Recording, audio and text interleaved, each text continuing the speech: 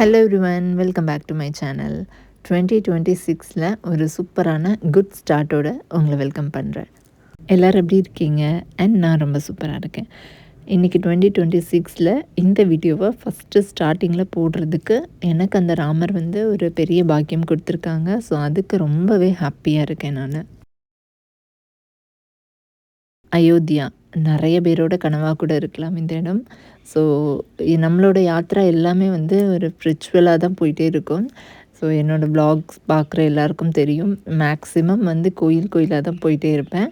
So அந்த வகையில் இன்றைக்கி அயோத்தியா தான் போயிருந்தோம். ஸோ இந்த யாத்திரா பார்த்திங்கன்னா ரொம்பவே சூப்பரான ஒரு இது. Last year ending leave balance இருந்தது. அண்ட் நாங்களுமே ஊருக்கு போகலாம் அப்படின்னு சொல்லி டிக்கெட்லாம் போட்டிருந்தோம். அண்ட் இண்டிகோ ஃப்ளைட் கேன்சலேஷனில் எங்களோட ஃப்ளைட்டும் கேன்சல் ஆகிடுச்சு. ஸோ அதனால் சரி ஊருக்கு போகலை அப்படின்னு சொல்லி கேன்சல் பண்ணிவிட்டு பசங்க எக்ஸாம் முடிஞ்சோடனே இந்த அயோத்தியா ட்ரிப்புக்கு வந்திருந்தோம்.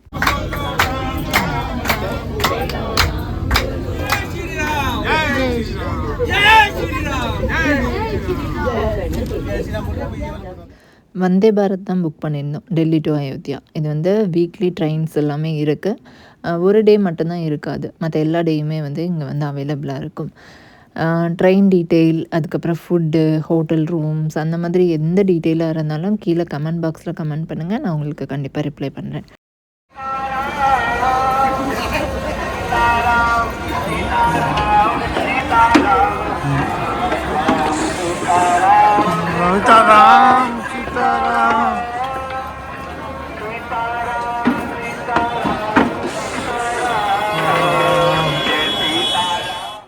நம்ம வந்தது பார்த்திங்கன்னா ஹனுமன் கோவில். ஸோ இங்கே இந்த ராம் ஜென்மபூமி இல்லை ஃபஸ்ட்டு நம்ம வந்ததுமே ஹனுமனை போய் தரிசனம் பண்ணிட்டு தான் நம்ம ராமரை பார்க்க போகணும்.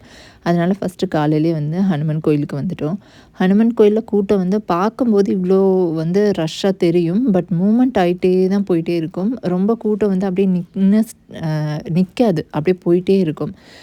அண்ட் சொல்லவே வேணாம், ஹனுமன் கோயிலில் இந்த மாதிரி ஹனுமன் தரிசனம் இல்லாமல் இருக்குமா? எல்லா இடத்துலையும் நீங்கள் கால் வச்ச இடத்துல, அந்த ரயில்வே ஸ்டேஷன் ஆகட்டும், ஏர்போர்ட் ஆகட்டும், எங்கேனாலும் சரி எல்லா இடத்துலையுமே சுற்றி மங்கி இருக்கும். ஸோ அதிலேருந்து கொஞ்சம் கேர்ஃபுல்லாக தான் நம்ம ஹேண்டில் பண்ணி போகணும். ஸோ ஹனுமன் மந்திர் முடித்ததுக்கப்புறம் அங்கேருந்தே ஒரு 100-200 மீட்டரில் கனக் பவன் இருக்குது. அங்கே தான் இப்போ போயிட்டுருக்கோம். நமக்கு முன்னாடி ஹனுமன்ஜி வழி காமிக்க போயிட்டுருக்காங்க.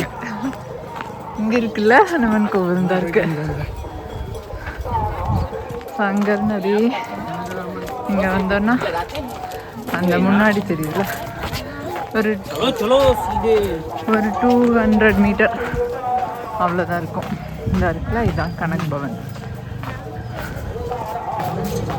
இதுதான்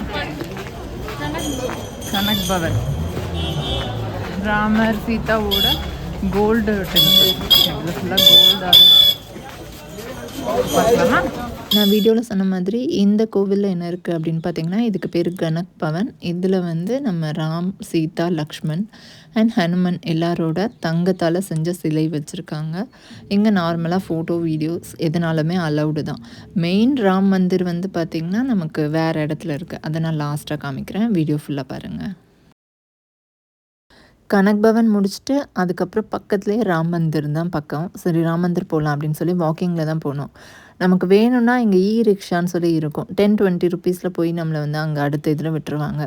எங்களுக்கு வாக்கிங் பண்ண ரொம்ப ஆசை. ஏன்னா இந்த மாதிரி நிறையா ஷாப் போட்டிருப்பாங்க, போகிற வழியெலாம் ஜேன்னு இருக்கும். ஸோ நம்ம எதுக்கு ரிக்ஷாவில் போகணுன்னு சொல்லி நடந்து போனோம். இதுக்கு பேர் பார்த்திங்கன்னா ராம்ஃபல் அப்படின்னு சொன்னாங்க. இதுவும் சாப்பிட்றது அப்படின்னாங்க. எனக்கு டேஸ்ட் பண்ணதுக்கு ரொம்ப பயம். ஏன்னா புதுசாக ஒரு ஃப்ரூட்டோ ஏதோ ஒன்று டேஸ்ட் பண்ணுறோன்னா உடனே அது சூட் ஆகுமான்னு தெரியாது. அதனால அதை பார்த்தேன், ரொம்ப நல்லா இருந்தது. நீங்கள் ட்ரை பண்ணியிருக்கீங்களான்னு கமெண்டில் சொல்லுங்கள். ராம்ஃபல்னு சொல்கிறாங்க ஹிந்தியில், தமிழில் என்னன்னு எனக்கு தெரியல. அண்ட் இது நடந்து போகிற பாதை, அதாவது நம்ம ராம் மந்திர் மெயின் மந்திர் இருக்குல்ல, ஸோ அதுக்கு நடந்து போகிற பாதை. அங்கேயே நிறையா ஷாப்பிங் பண்ணுறதுக்கு நிறைய கடைகள் இருந்தது. இயர்ரிங்ஸ் இந்த மாதிரி இருக்குது, செப்பல்ஸு, ஹேண்ட்பேக்ஸு, அப்புறம் பூஜை சாமான், அந்த மாதிரி நிறையா இருந்துச்சு.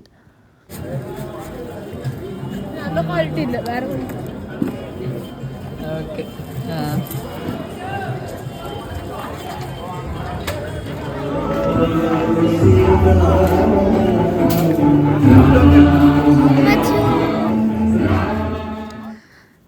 இதுக்கப்புறம் பார்த்திங்கன்னா, இப்போ டீ குடிக்கிறோம்ல, இது வந்து சாமி தரிசனம் பண்ணிட்டு வந்தோம். அயோத்தியால மெயின் ராம் மந்திர் இருக்குல்ல, ஸோ அங்கே வந்து போயிட்டு சாமி கும்பிட்டுட்டு வெளியில் வந்துட்டு ஒரு டீ குடிக்கலாமே அப்படின்னு சொல்லி டீ குடிச்சிட்ருந்தோம். அண்ட் உள்ளே வந்து எதுவுமே அலௌட் இல்லை, மொபைல் எதுவுமே அலௌட் கிடையாது. ஸ்மார்ட் வாட்ச் அந்த மாதிரி ஃபுல் செக் பண்ணி லாக்கர் இருக்கும், லாக்கர் சர்வீஸில் வச்சுட்டு நம்ம அடுத்து வந்து உள்ளே சாமி கும்பிட்டு வெளியே வரணும். இப்போ வந்து நெக்ஸ்ட்டு வந்து நாங்கள் வந்திருக்கிறது பார்த்திங்கன்னா, ஈவினிங் வந்தோம். இங்கே வந்து ஆரத்தி நடக்கும். இது சர்யூ காட் அப்படின்னு சொல்லுவாங்க. இது ஒரு நதி, எப்படி கங்கா நதி இருக்குல்ல அதே மாதிரி இது ஒரு நதி. ஸோ இங்கே ஈவினிங் வந்து 5:30க்கு ஆரத்தி நடக்கும். நார்மலாக சம்மர் சீசனில் வந்து 6:30 ஆரம்பிக்கும். இப்போ வந்து வின்டர்ன்றதுனால நமக்கு வந்து 5:30க்கே ஸ்டார்ட் ஆகிடும். நாங்கள் ஒரு ஈவினிங் 4 மணிக்கு போனோம். போயிட்டு அங்கே 1 ஹவர் சீக்கிரமாக முன்னாடி உட்காந்து நம்ம ஆரத்தி பார்க்கலாம். ஏன்னா நம்ம காசி போயிருந்தப்போ வந்து கொஞ்சம் நாங்கள் போட்டிங்கில் போனதுனால போட்டுமே கொஞ்சம் பின்னாடி இருந்தது, தெரிஞ்சது.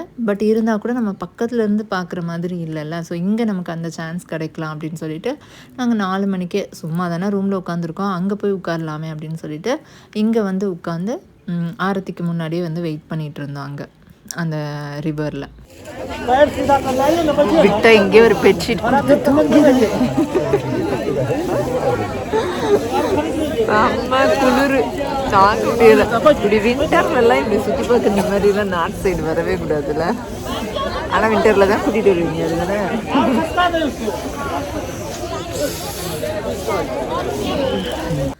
செம்மையான கோல்டு. ஈவினிங் டைம் நீங்கள் யோசிச்சு பார்த்துக்கோங்க எப்படி இருக்கும்னு. நம்ம நார்மலாக வந்து 14 டிகிரி 13 டிகிரி இருக்கும்ல, அதே மாதிரி 10 இருந்துச்சு அந்த இடத்துல. ஸோ செம்ம கோல்டு தான். பட் இருந்தாலும் ஆரத்தி பார்க்கணும், கண்டிப்பாக பார்த்தே ஆகணும்னு சொல்லிட்டு அந்த கோல்ட்லேயும் உட்காந்துருந்தோம். 2-3 ஸ்வெட்டர் நான் ஆல்ரெடி வந்து வியர் பண்ணிவிட்டு என்னோடய துப்பட்டாவை நல்லா ஃபுல்லாக கவர் பண்ணிவிட்டு ஒரு ஷாலும் மேலே போட்டுட்டு அப்படியே அங்கே உட்காந்துட்டோம். கரெக்ட் டைமுக்கு வேணால் வந்து ஆரத்தி எல்லாமே ஸ்டார்ட் பண்ணாங்க.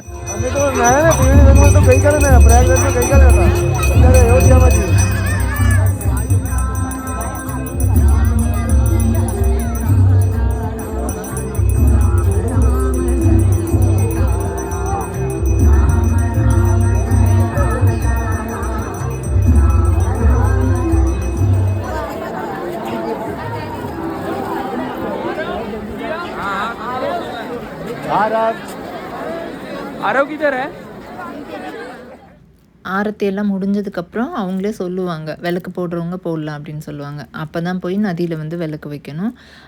இது வந்து பார்த்திங்கன்னா எப்படின்னா, நம்ம எப்படி துளசிக்கு 6 மணிக்கு மேலே விளக்கு வைப்போம்ல, அதே மாதிரி நதியில் வந்து 6 மணிக்கு மேலே நதியில் விளக்கு ஏற்றினா ரொம்ப நல்லது. ஸோ அதையும் விளக்கு போட்டுடலாம் அப்படின்னு சொல்லிட்டு அதுக்கு நதிக்கும் விளக்கு போட்டுட்ருந்தேன்.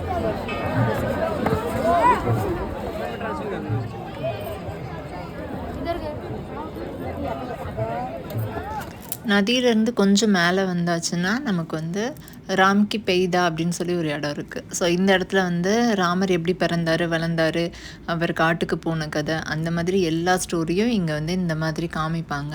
ஸோ இது ரொம்ப சூப்பராக இருந்தது. உட்காந்து ஒரு 1/2 hour பார்த்தோம். அதுக்கு மேலே ரொம்ப கோல்டு, ஸோ உட்கார முடியலன்னு சொல்லி வந்துட்டோம். இங்கேயே நிறைய activities and fruits and road side food அது எல்லாமே வந்து இங்கேயே இருந்தது. ஸோ அதையும் எக்ஸ்ப்ளோர் பண்ணிவிட்டு ஸோ அங்கேருந்து அப்படியே கிளம்பிட்டோம்.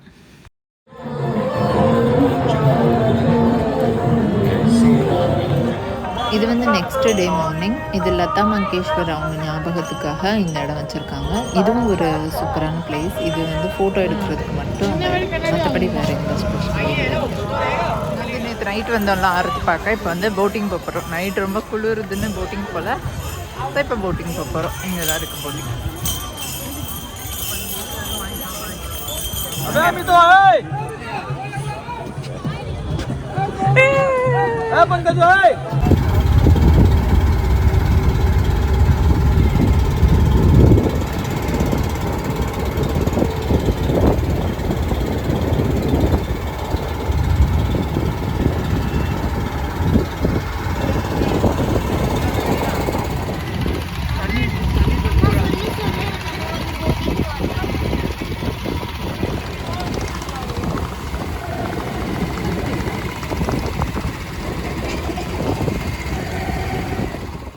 போட்டிங்லாம் போயிட்டு வந்துட்டோம். இதுக்கப்புறம் போகணுன்னா எனக்கு வேறு எதுவும் இங்கே வந்து மெயின் பிளேஸ் இல்ல. சரி சும்மா தான் இருந்தோமா, எனக்கு இன்னொரு தடவை வந்து ராமரை பார்க்கணுன்னு ஆசையாக இருந்தது.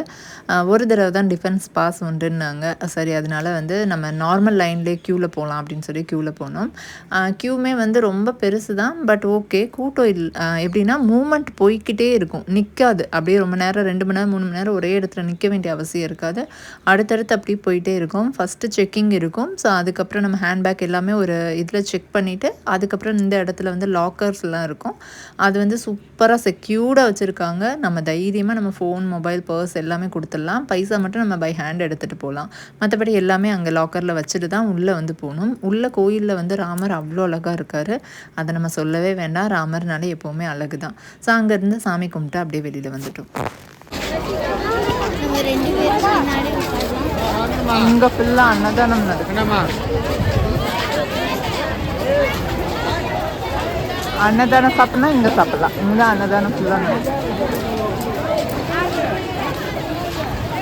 ஆனால் நம்ம உட்காந்து சாப்பிட முடியாது. சும்மா பிளேட்டில் அப்படியே கிச்சடியாங்க, ரொட்டியும் தாலும் கொடுக்குறாங்க.